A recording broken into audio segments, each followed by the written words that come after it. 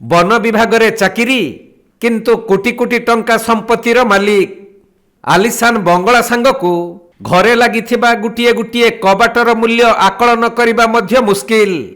सेहीपरि जणे वन विभाग रेंजरଙ୍କ घरे भिजिलेंस चढ़ाऊ करी नगद टंका समेत सोना गहना, बैंक पासबुक और बहु गुरुत्वपूर्ण कागजपत्र जबत करा जाइछि।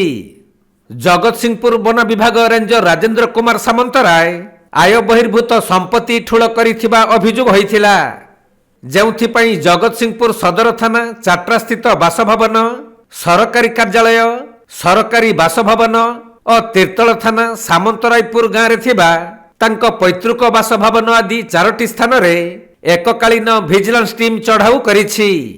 बहु गुरुत्वपूर्ण कागजपत्र, एकाधिक जमी प्लॉटर दलिल, बैंक पासबुक, सोना गहना और नगद टंका जबत करा जाइथिबा बेले चढ़ाऊ जारी रहिथिबा सूचना मिलिछि।